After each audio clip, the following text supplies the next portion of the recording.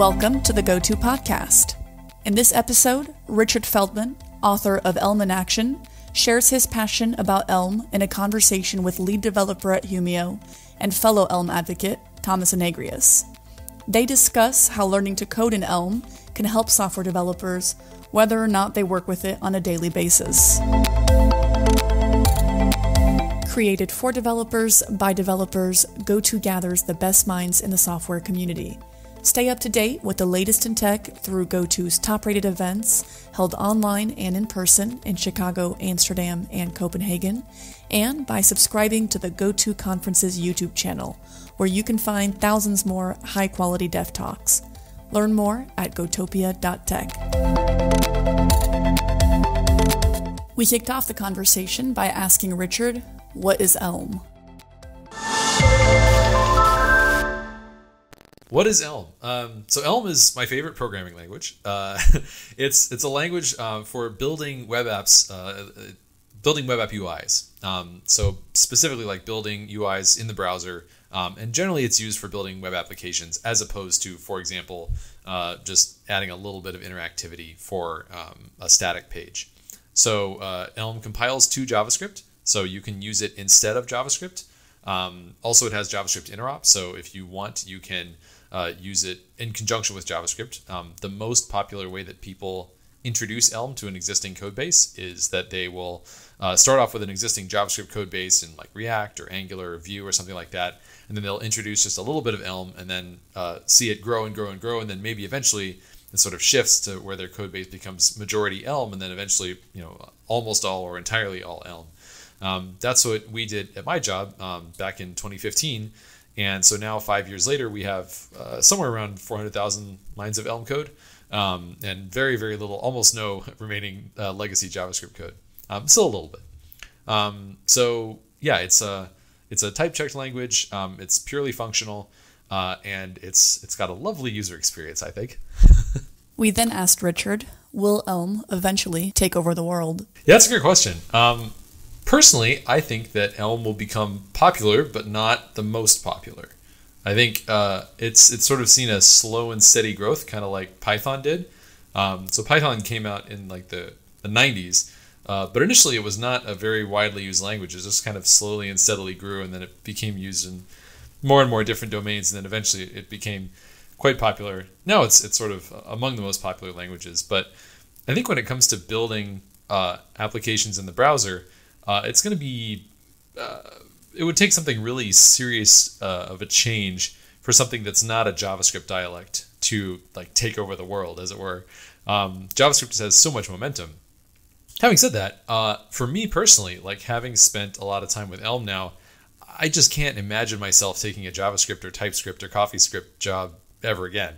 It's really just, if I'm building a web app, I'm doing it in Elm. And I think that while also thinking that Elm is not going to take over the world, because as we all know, popularity is determined by a lot more things than just sort of technical merit. So I think it's a great tool for me to use, and I'm very happy to teach it to other people. But at the same time, I don't think it's going to be number one in terms of popularity. That's my prediction at any rate. Well, maybe comparing it to Python is not the best comparison either, right? Because that's a general programming language, whereas True. Elm, and I think that's one of the big strengths for Elm, is that it was tailored to doing web applications, right? That's very true. Yeah. So I think you're right. I don't think Elm is going to take over the world either. I think that it's a somewhat niche language. It's focused. It's very focused, and it's very deliberate, and it's very opinionated in how it does things. And I think the very popular things that you see out there are more general, right? Yeah, they have sort of a broader scope. And I think a big part in on the web platform is that JavaScript is the assembly language of the web, right? And as long as it will remain that, people are going to write in JavaScript or things that are close to it, because there are so many benefits to just being able to run the code directly in the browser. You don't quite get that in Elm, right? You are quite far removed actually when you execute the code that's being executed from what you write. Yeah, and I mean that's something I like about it is that it's sort of an escape from JavaScript and TypeScript and that whole ecosystem and all the complexity of it. Definitely. I mean, one of the things that struck me a couple of months ago is that we have at Humio a code base of 100,000 plus 200,000 lines of Elm code, and we have like 12 dependencies. And yeah, yours being some of them, like Elm tests, for instance, right? But nice, yeah. But in a similar JavaScript application, you would have hundreds of thousands probably of dependencies, and I'm not even joking there, right? Which is the sad part of it. And I mean personally, when things go wrong or when I start to hack in my code, is usually because I need to hack around something that comes from a dependency. Right? So when it's your own code, you don't really need to do that. And sure, it's a little bit more effort, but in the long run, it's worth it, right? Yeah, I mean, I would take that on a case-by-case basis. I mean, certainly some packages that I get, are really valuable. But yeah, definitely there's a cultural difference where in Elm, I think, you don't get this micro package thing that you see in the NPM ecosystem where people write, LeftPad being the most famous example of that, where you have this it's like a one-liner. Someone made a package out of that. It doesn't really happen in Elm, or at least not from what I've seen. And yeah, I appreciate that. I would, if it's just a one-liner, I'd kind of rather write it myself and not have this ballooning explosion of dependencies. I think I don't know if we've quite crossed it yet, but we're very close to 400,000 lines of Elm code at work. And we still have under 100 total dependencies, like direct dependencies as well as their dependencies. Like if you add up all the dependencies we download on a clean build, it's less than 100. I think that's normal for Elm. It's you don't really see that same explosion of dependencies, which is kind of funny because considering you got Elm's dead code elimination that's like so much better than what's possible in JavaScript, you would think the downside of getting more packages would be less, like because you don't pay for it in terms of compiled asset size, and yet like we have that great benefit as well as not having to deal with the mental complexity of having so many dependencies to keep up with. I think it's also, it might also be one of the things that's a little bit scary about Elm, because for new people, like I often encounter people when they're just starting out in Elm, they say, why is everything so hard? And of course, I don't think that they're so hard. If something's new, then of course it's unfamiliar. It's by definition harder than what you're doing before. Yeah, but I think that there's more than that, though, right? Elm is a very, as I said before, opinionated in how it does things, and it's very restrictive. You can't just go out and touch the DOM willy-nilly, right? True. And like you're used to in JavaScript. So getting these or hitting these roadblocks I think is a source of frustration for people because you don't understand it, right? As you said. One of the motivations for writing the book is giving people, beginners in particular, a way to understand how to not just learn the syntax of the language and the concepts behind it, but actually learn how to build things with it. Because like you said, I mean, it is different from what you're used to if you're coming from a JavaScript background, and hopefully the book has made it easier. Yeah, so in the book you take people from learning the basic syntax, right? Because it is not a C family language, right? So sure. So yeah. The syntax is quite some would say exotic, some would say arcane to what people are used to, right? And that can definitely be a factor as well. It's such a simple language at the same time, right? It is, yeah.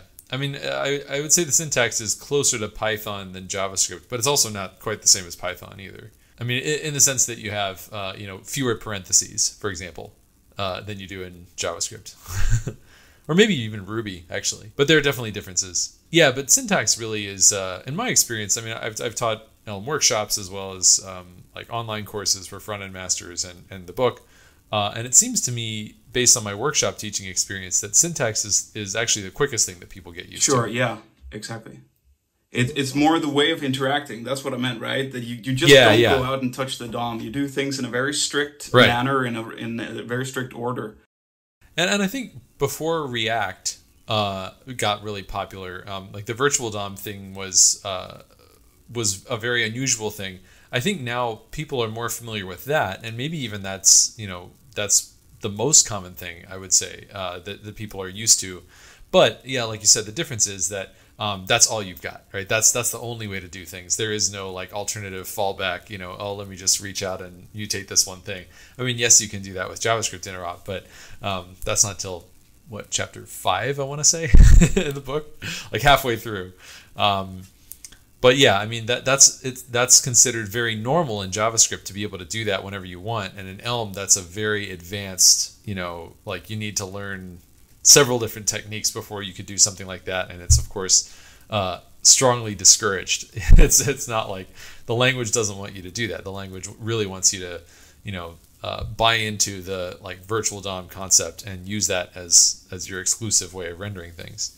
But if you do, you get all sorts of benefits. So it's like restrictive, but there's a lot of benefits that come from those restrictions. They're not sort of arbitrary restrictions. They're restrictions with a very, very good purpose. It's about getting people to appreciate what those benefits give you, right? Totally. Which is hard to see when you're just starting out. At my company, we're a lot of developers on a big code base, and I'm never afraid of breaking the code base because I trust. In compiler, I trust, right? If it compiles, it works. And that's something that, a feeling that you don't, sense of security, you don't really see even in other strongly typed languages. Because they allow you to do, like, escape that safety, right? And Elm really does not. People ask me like, well, what's the difference between Elm and TypeScript? Is Elm just like, a typed language? Well, TypeScript's got types. What's the difference? And one of the easiest differences to point to, and maybe the biggest one, is any. Like in TypeScript, you have any, which is this escape hatch that means that any possible types could be a lie. And you actually can't, it's not achievable to have the same level of trust in TypeScript as you do in Elm. And that sounds like kind of an abstract thing, but like you said, I mean, the real benefit there is this feeling of like invincibility, of like I can make whatever change I want, and I'm not like once I get it to compile again, it's probably going to work again. And I've gotten so spoiled by that. I like you said, I mean, we have this huge code base, and we just make big changes to it whenever we want to. Like if we think that the code's going to be better if we reorganize it in a particular way, we just do it, and then we follow the compiler errors until it works again. And usually, I mean, we don't even need to change tests unless there are also corresponding type errors in the tests. But it's not like we need to like lean on handwritten tests to give us that same confidence. Like we do have tests too, but the compiler is like 90% of what's getting us back there, and we don't even have to write that code. It's just the compiler just did it for us just because we were using Elm. Like the amount of like code cleanup that we can do in like such a faster speed has really been, for me, just something that I can't imagine giving up again. Like the ability to just say like, I want to clean my code up in this way, I'll just do it and it'll be fine. Whereas I've even in other typed languages I've used, in a lot of cases I'm like, ooh, well, if I change it, is it going to work again afterwards? Am I going to cause a bunch of regressions? I just never have that fear in Elm. Especially when it's someone else's code, right? Oh yeah, absolutely, right. Yeah, I mean, we have we're coming up on 100 employees at the company at No Red Inc. Where I work, and like that's not a huge number of people. I mean, there's obviously companies with thousands and thousands of employees, but yeah, I mean, I don't know necessarily like if any of my coworkers are even aware of the code that I'm writing, and I may not be aware of the code that they're writing. There's like parts of the code base that I haven't even seen before. It's a good point. It's one of the things that like the in functional languages, one of the key differences I think is that what you see is what you get. What you're looking at right now is what's going to happen, right? You shouldn't be afraid of changing something in the invoicing a part of the code, and it all of a sudden breaks the carousel on the front page, right?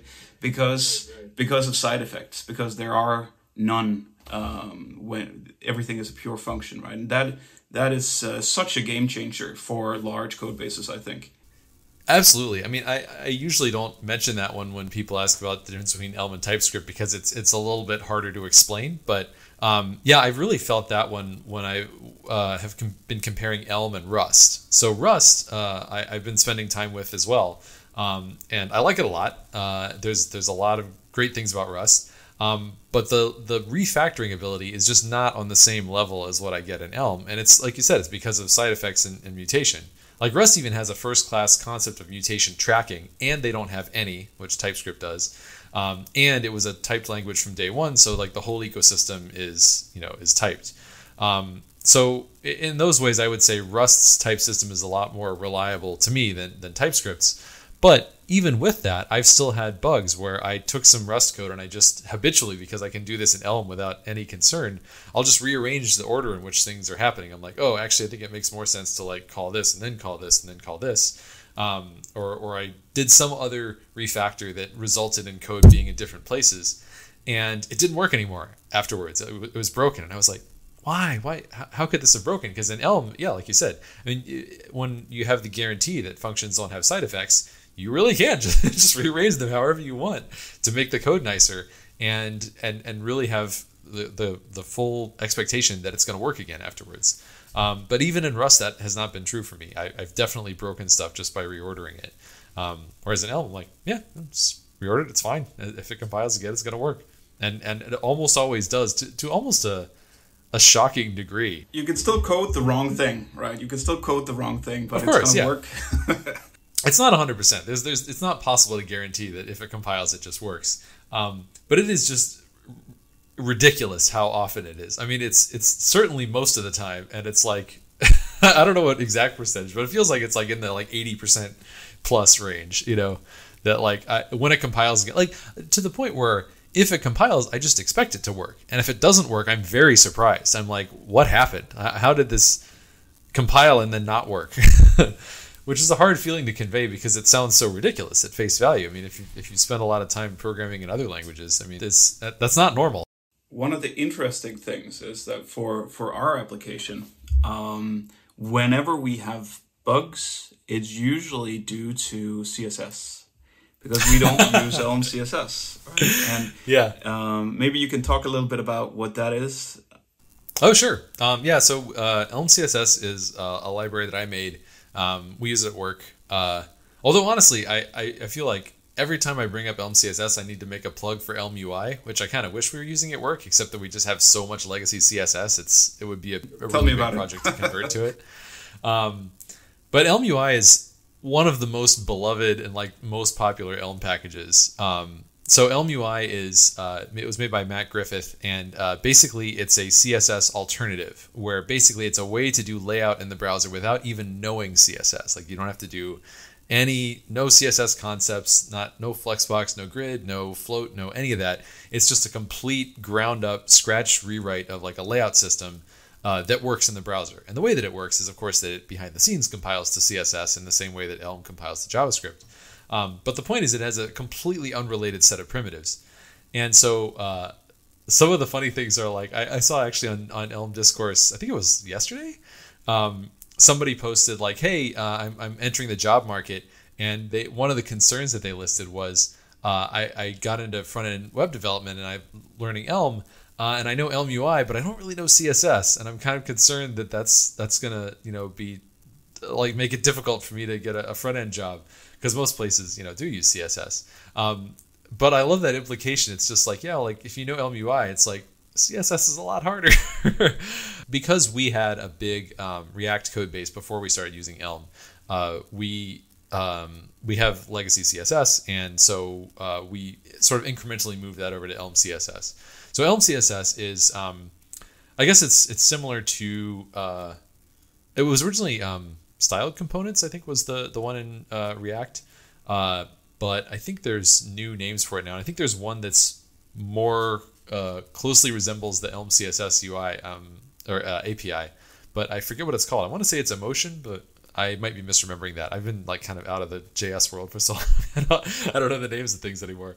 But the basic idea is that it gives you a way to do type checked CSS in your front end code. And also you don't need to have a separate style sheet. So I can basically just add an attribute to any of my HTML values, any of my elements that just says CSS. And then the CSS attribute takes a list of typed CSS properties. So for example, if I want my button to have a 1 pixel border, I can just say CSS and then square bracket because you give it a list of all the attributes that you want. And I just say like, border 1 pixel solid, blah, blah, blah. And if I mess that up, like if I mistype something in there, then I'll get an error at compile time. And then it behind the scenes will automatically generate a class, and then that's like a hash of all the styles in there, and then reference that, and so on and so forth. It makes things a lot easier, but it is at the end of the day still fundamentally CSS. So it's sort of a way to make CSS nicer. We have I counted at some point it's like 600 and some odd different like typed CSS properties in there. So it's not like the entire 100% of the CSS spec, but it's it's a lot. Whenever I see people complain about TypeScript compile times, I'm like, what's that? what's a long compile time? Yeah, it's funny you said that because one of the reasons. So we went for having everything in Elm is quite a benefit, right? Having like thinking about your application as not just the behavior but also the way it looks, because you can't really separate the two, right? In a web application. But at the time, which is now several years ago, the compile times were so excruciatingly long. Oh yeah. That it just it wasn't feasible to you wanted to see how does this look when it's has a rounded corner, and you have to wait 80 seconds or something like that when you get to a certain size, right? It's not like that today, right? It's like a second. So yeah, like 2017 Elm compile times were not great. I think that was like everyone's favorite release of like the people who are using Elm today, but who were also using it in like 2017, like the one that just made the compiler just ridiculously fast. Yeah. I mean, yeah, that was a total game changer. We went from like 2.8 minutes to 4 seconds for full right, and that's like a scratch build, right? Like the entire code base in 4 seconds. Yeah. Because like incremental compile times are usually sub-second. That was a nice release. Getting back to the book, the amount of code that you end up writing in the book, even though it is one application, like so chapters 2 through 8 are all about building one application. So like chapter 1 is just basic syntax, but then throughout the rest of the book, it's all about building an application from start to finish. And then each chapter, you like at the beginning, you get sort of feature requests, from your manager.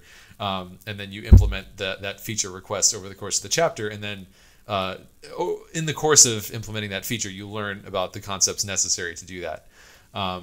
And the entire time, I think, unless you have, I guess I haven't tried it on like a Chromebook, but I would expect that all compile times like throughout the entire book would be less than a second.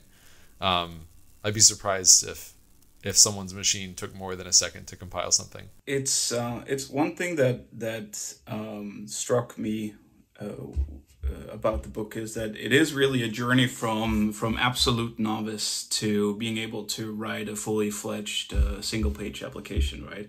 Where you even cover things like web component. Like what you said before is that using JavaScript and so on is a big no-no in Elm, or at least you're discouraged from doing it. It's discouraged, yeah. Why would you do it anyway? And how does that work with web component? Yeah, I mean, so Elm has JavaScript interop.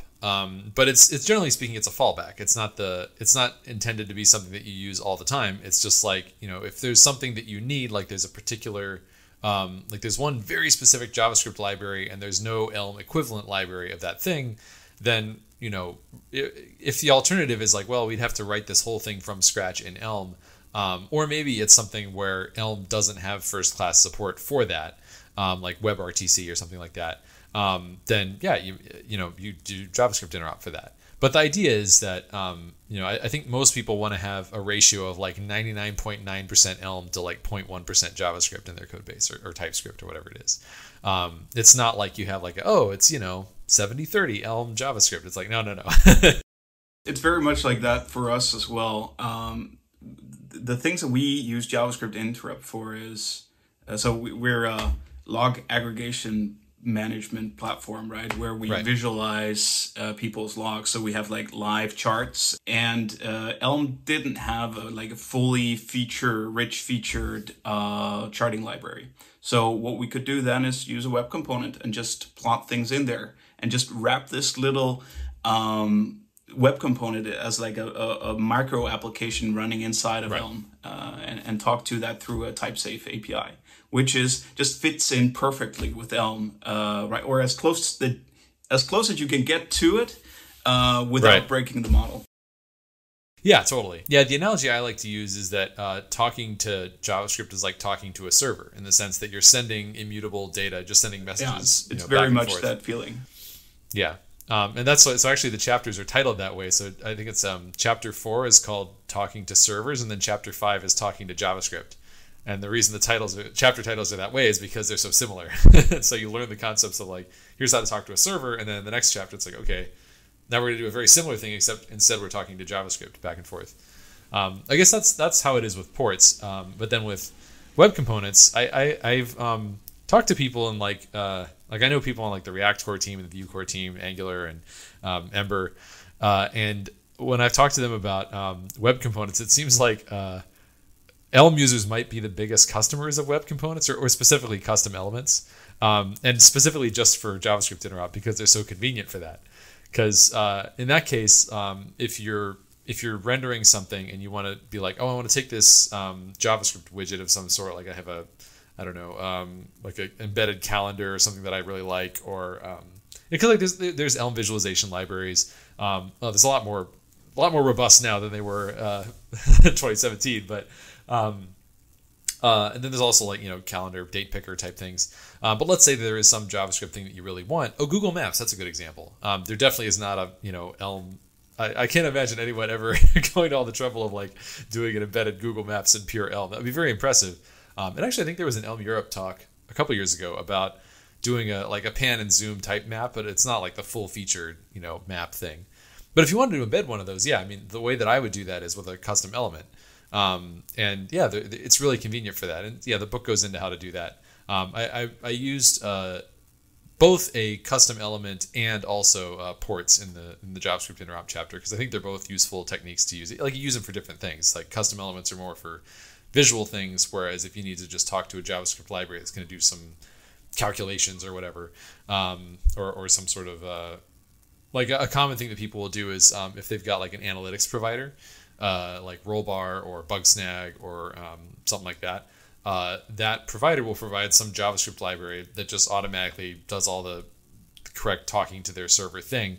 And people will just talk to that out of a JavaScript port rather than writing an Elm specific wrapper. Like there's a couple of wrappers like Elm, like entirely Elm wrappers for like Bugsnag and Rollbar.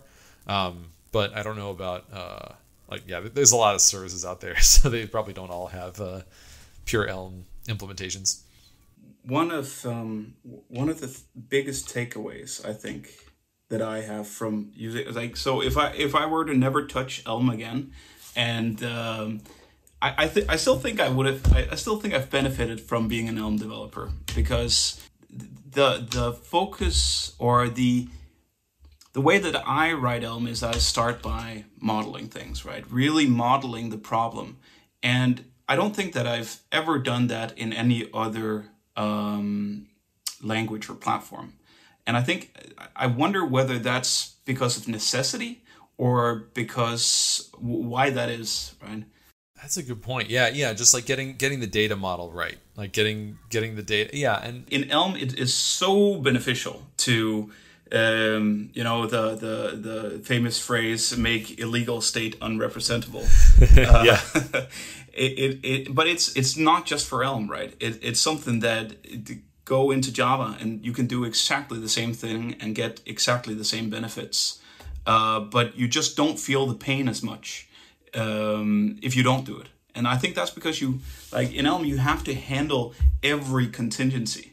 Like right. If your model allows you to both have a field says you got a server error and another where it says here's the successful data, right? Those two are incompatible. Right, you got to remember to handle the failure possibility. Yeah, the compiler tells you about edge cases. It's not like you find out about them, way after the fact, after it's like a bug report. It's like you find out about it when the compiler tells you didn't cover this case. And then, yeah, I totally agree. I also don't. I would say Rust is maybe the only other language where I've done that, because Rust and Elm have similar like type system capabilities in terms of like sum types and product types. But yeah, it's definitely changed the way that I've thought about programming, like for the better. I definitely think that the way that I write Elm code is just more robust and better. Like the language sort of guided me to do that. I don't think that was like a thing that was just like a cultural phenomenon that people just decided to do. I think it's like the experience of using the language, I think it just makes me move in that direction, and it's a good direction. Thanks for listening to this episode of the GoTo Podcast. Head over to gotopia.tech for lots more content from the brightest minds in software development.